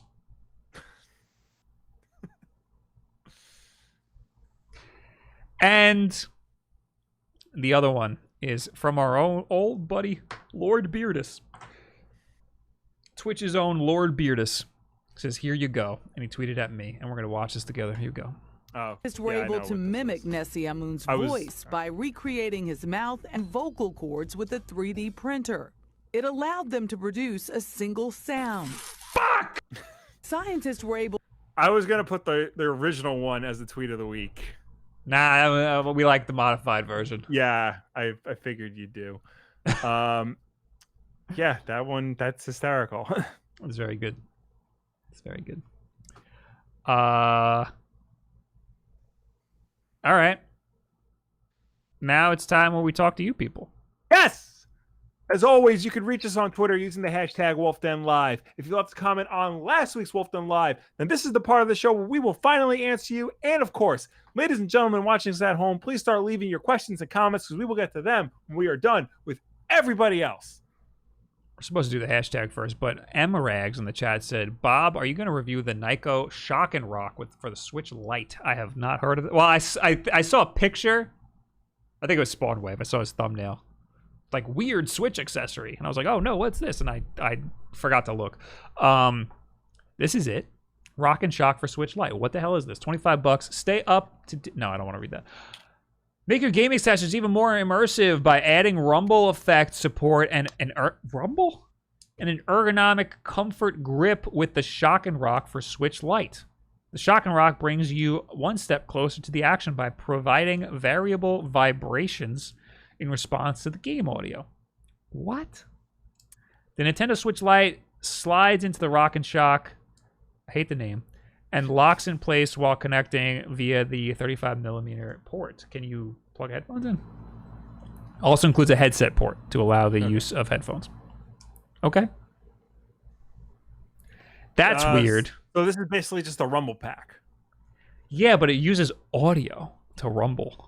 It's okay. So so it's not using the actual in-game rumble features. It's using, I guess it's smart enough to know, like, when they hear a gunshot sound to, like, rumble with that. Mm-hmm. There's no way that's going to work properly. No, there's no way. It also has a speaker on the bottom.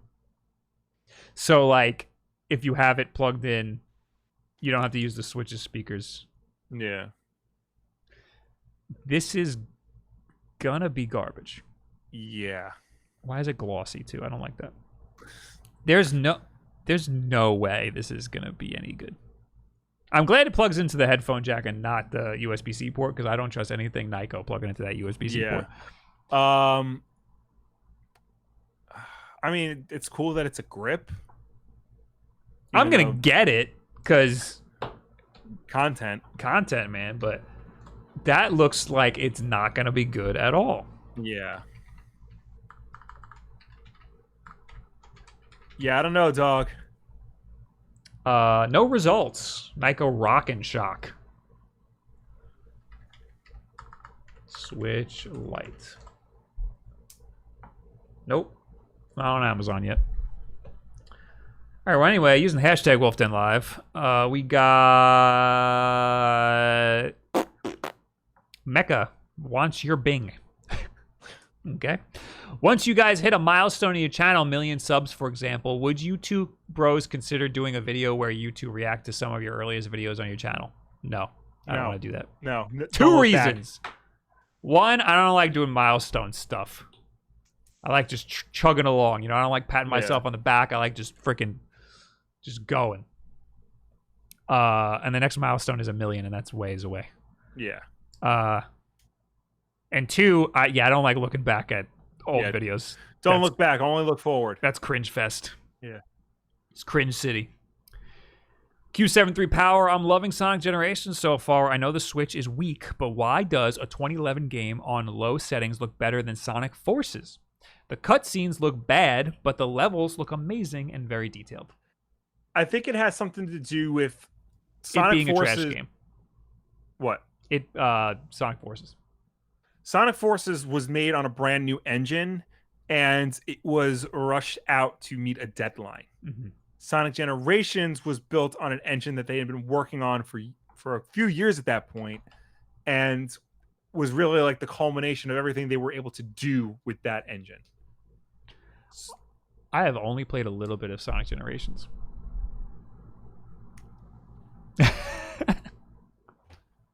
So you sit here and you talk about how much you don't like Sonic Forces. Yes. And you keep comparing it to a better game like Sonic Generations, but you barely played. I have never compared it to Sonic Generations. You did in your video. You did about Sonic Forces.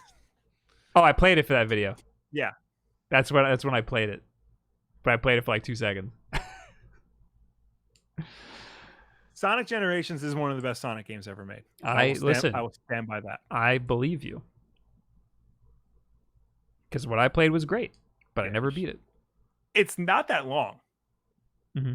So you could probably beat it in a weekend. Probably. Yeah. David, quote, Shepard. Hey, Wulff Den Live, fan of the show here. Would you happen to know a good routing system that could help my mom install at her place? Her internet's not bad, but her router is trash. Just wondering if you guys knew of anything that would help that won't break the bank. So here's the problem. I swear by mesh networks. I currently have like the Google Mesh Network set up, the original version. But it's beautiful. It works great. I've never had a problem. Any problems I do have, it's easily fixed and able to diagnose from the app on your phone. It's the easiest thing in the world to set up. I love it. It will break the bank though. So I do have a problem with mesh networks. People like to use it to signal boost. Mm-hmm. And in a house like your house, mesh network is going to be great. There's no problem with the mesh network. But if you're trying to get more signal in a certain room, you have to be really smart about setting up that mesh network. Because you have to be smart about where you place the routers. Yeah, you can't do it like in our parents' house. Like they wanted to just put a second like extender in the room that had bad signal. Right. Like it's gonna still have bad signal. But you can probably just get one Google router because the Google router is awesome. And I think it's like $100. There's an updated they updated it. But you got to be careful because there's two updated versions. There's a basic model, and then the one that they're gonna try and sell you is one that has a Google Home speaker integrated in it. Oh, yeah, you don't need that. The Google Wi-Fi router is the easiest one to set up, and it's great. It works great. At my old job, we had the original one, the OnHub one, with 30 freaking people on it at once. So those are fantastic. I also like the Netgear Nighthawk, but that's a little much. Yeah. See, now it's confusing because Google bought Nest. And so they rebranded a lot of stuff. So I think... Okay, yeah. So now it's called the Nest Wi-Fi. And there's two versions. There's one with a speaker in it, and there's one without. So just make sure you get the right one. We got from last week's Wulff Den Live, we got May the Goo be with you.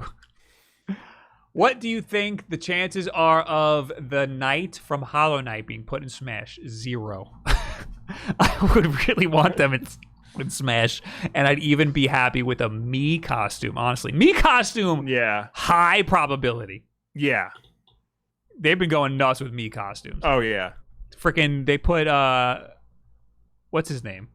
Charlie Fallout in the game. Yeah, the Fallout guy. Literally Fallout Boy in the game. Yeah. But no, I don't think they would make just a straight up fighter for him. Yeah, no. For her, him, whatever. DJ Viper Oss. I agree that 2K presented the price increase badly, but what else is new with that company? However, if games in the US are increasing from $60 to $70, then does that mean games in Australia will go from $100 to $110? Or will that increase be bigger again so they become more like $140? Yikes, dog. I don't know. That depends on what exchange rates are and how inflation works in your specific country. The price will definitely increase. Yeah. But 140 sounds like way too much. Yeah. It'll definitely increase. I just have no idea by how much. You guys got it bad over there. Yeah, Australia has always had bad prices. I think the worst is still Brazil. Yes. They have it really bad. Sarah Demko, unpopular opinion, I feel like video games are the perfect price. I would rather pay less for the base game and have the option to buy ups or microtransactions. I'm happy with games that cost like $20. Games are weirdly priced because they always come out at like $60 or more. But like if you wait like just 6 months, you can get them for half the price. And then even less immediately like following that. The value of games is so weird because like if you buy a movie, like let's say you buy like a 4K Blu-ray, like it pretty much stays at, $30. There's a sale every once in a while, but like for the most part, it stays $30. The price of games drops significantly like within 6 months or so. Right. And then just continues to do so. And then the sales they have on these games are even more ridiculous. It doesn't pay to buy a game at launch. When DLC first became a thing, I never bought DLC unless there was like something crazy. I still really like rarely buy DLC. I have to really like the game to buy the DLC. Yeah. The big DLC used to be like map packs for Call of Duty and stuff. And I would just be like, forget it. I'm not buying the map. Who cares about the map pack? I'll just play the same levels over and over again. Yeah. Cade Martin says, games are too long. Keep them 60 and make them shorter. Also, companies should price games based on how much it took them to make and not some industry price standard. I agree with a lot of that, actually. Yeah. I'm playing The Last of Us, man. That game should be over. Like, like it's too long.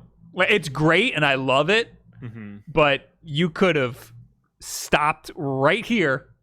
I'm like a little bit more than halfway through it. Yeah. You could have stopped right here, and I would have been totally happy with the game. So. Yeah, I think I stopped playing Jedi Fallen Order right before my daughter was born, and I don't know when I'm ever going to finish that game because I know there's like a lot more left, but I don't see how much more they can drag out that story. I think 8 hours is great. Yeah. An 8-hour game. I'm like 8 to 10 hours is like perfect. Yeah. And it's less work on developers. Yeah. Stephen Bryan says, I've said the exact same thing. It is more than reasonable for the price of games to increase by $10 every generation. I was attacked by multiple people on Reddit for saying this. I would avoid this comment section if I were you guys. Well, your problem was you made this comment on Reddit. Yeah. That's why we have Fred here to look at the comments for us. I would have liked to have seen at least one or two comments yelling at us just to get the full swap opinions. Usually he puts one that like disagrees. Yeah. Well, we had people who had varying opinions. Right. Nobody who's like, you guys stink. But no, I mean, whatever. We provided our evidence for why we think games should be more money. It's just they're doing it in a weird way. Yeah. Or at least Especially 2K is doing it. Yeah, if 2K is selling them for one thing, but now Ubisoft is saying Far Cry 6 is the same price. Mm-hmm. All right, now we're in the actual chat where Benjamin Filac gave us $3.99 and said, Will, fave Valiant character. Quantum Bob. and Woody. Oh, yeah, Quantum and Woody. Quantum Pick and one. One character. Woody. The goat. He has, the goat from Quantum and Woody. Why Woody? Because he has the best lines in both incarnations of Quantum and Woody. The original Christopher Priest, MD Bright version, and the current Valiant Universe version.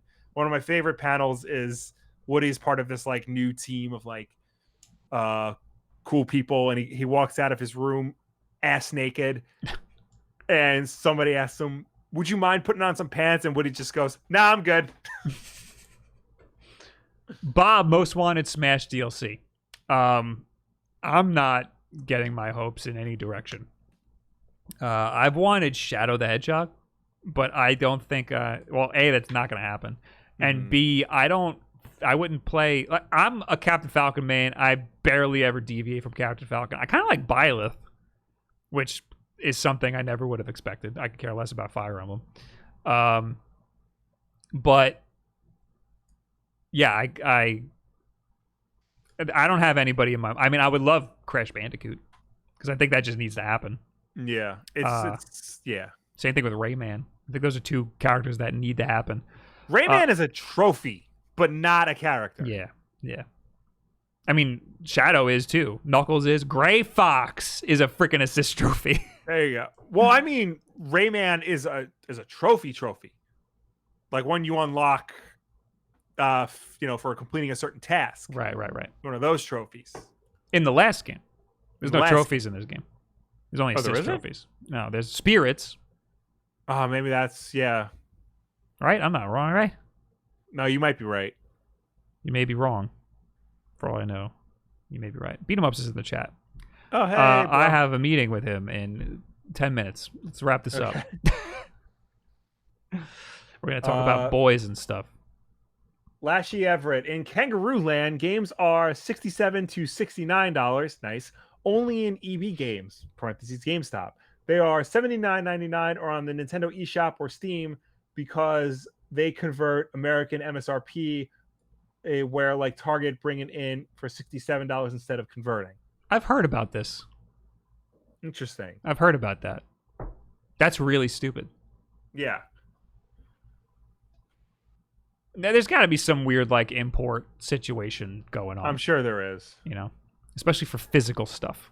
Yeah. Because it's got to come in from somewhere. What else we got here? Caleb says, I hope 3D Mario 3D World comes out on Switch. A lot of people do. I think it's definitely going to happen. I'm surprised it hasn't happened sooner because that was like the big Switch game, the big Wii U game. I'm not that big of a fan of that game. Like, I don't know if I would play it again if it came out on the Switch. Right. I would much prefer like Sunshine or Mario 64, the Galaxy games. I would love a revamp of Mario 64. I replayed it again, the PC port, and I trash on that game a lot. It's a great game. It is. It's just an unfortunate, like, the controls are like a little wonky, but honestly, they're not as wonky as I remember them being. Yeah. Yeah, no, that's definitely a game that like just needs like a quick spit shine, and you release it today and people will still love it just as much as they did. All you need is a right analog stick. That's all you need in that game. I feel like that would solve the problem of most N64 games. Yeah. PS1 games for that matter too. I want to play the DS port. I played it for like a second just to see how the controls feel, and they feel way better. There's like little nuances that feel way better. DS port is weird because... Oh, it's not a port. I shouldn't call it a port. It's a complete remake. It's weird because, the original DS didn't have an analog stick, so they intended for you to control Mario with either the D-pad, which doesn't feel right, or the touchscreen, which is also very weird. Apparently... You play it on the 3DS, you can use the analog stick on the 3DS to move Mario, and that feels 1,000 times better. But is it analog then, or does it mimic a DS? It mimics D-pad? the DS D-pad. Yeah, so that can't be right either, because then it's full sprint all the time. No, because you had to hold a button to run. Right, and that's why. Right. So when I played it just to see how the controls felt. Right. And I remember that being weird, that you had to hold down a button to run. Right. I was like, that's weird. But now it makes perfect sense because the freaking D-pad is an analog. Yeah. But also, too, like, moving in all directions would feel better with an analog stick. Right. Rather than a D-pad. So I played, I got, somebody in our Discord got me Super Captain Falcon 64. the Mario 64 mod where you play as Captain Falcon. Yeah. And to test it, I tested it on my Mac, and I didn't have a controller plugged in. And I was using the WASD to move, and that was not fun. Because you're moving in 4 cardinal directions, and that's it. Yeah. But yeah, I'm interested to play that game. Play Mario 64 as Captain Falcon. Live to Rock says, guys, in Argentina, there's a 30% tax for international stuff, and to that tax, add another one so that the retailer can get a profit for it money out of it. Here in America, retailers barely make any money on video games, period. Yeah. I don't know what their cut is, but it's like barely anything. That's why GameStop pushes used so much, because they make only profit on used stuff. Yachts says, do you guys watch speedruns? Do you like them? Sometimes. Yeah. I've been watching on YouTube. I'm getting suggested a lot of Mario 64 speedruns, or like the milestones in speedrunning. Mm-hmm. Like when they're like, oh, this person did a carpetless speedrun where you don't need the little magic carpet. Or this person did the like they find certain routes for the speedruns, and that was interesting. I like Darbian on Twitch. I think he holds the record for the original Mario Brothers. Okay. But he's been going through Mario Brothers, Mario 3. He's just been doing Mario Land 2. Yeah. And the last thing I saw him do was like 2 days ago. It said Alf speedruns, and I was like, what's Alf? And then I clicked on it, and it was just his big dumb grin and the NES Alf title screen. And I was like, oh, this is what you're doing. And he was straight up speedrunning Alf. Yeah. Also, one time I caught him speedrunning Wii Sports Resort Golf. And it was wild. That's funny. Anyway. Oh, another good speedrunner? LP Soldier 3030? 3636? 0303? Something like that. Yeah. Great guy. He's doing a charity speedrun this weekend, I think. Nice. He speedruns Resident Evil 7. Yes. Among other things. Anyway. Sarah Anderson says, just got my Wulff Den. Just got my sweater in just now. Thanks a bunch. Nice. Thank you, Sarah. Thank you. All right. I think that's it. All right. You good? I'm good. Guys, thank you for hanging out. Thank you for tuning in. Thank you for watching us. Thank you for chatting with us. As always, Wulff Den Live is every single Wednesday night at 8 p.m. Eastern right here on youtube.com/Wulff Den. If you can't make the show for any reason at all, we always put it up as an archive version on Thursday for you to watch on demand whenever you want. If you prefer to listen to us rather than watch us, you can do that as well. We're also an audio podcast on Apple Podcasts, SoundCloud, Spotify, Google Play, and Stitcher. And if you listen to us on any of those platforms, please be sure to subscribe, rate, and review us, because that helps us with placement on those respective stores. Also, if you want to watch just a little bit of Wulff Den Live, or maybe you want to send a specific section of the show over to your buddies, then head on over and subscribe to Wulff Den Clips, where our good friend Eric Henley takes this week's episode and cuts it down to bite-sized chunks for your viewing pleasure. Look at this long dog. That is a long dog. What a long dog.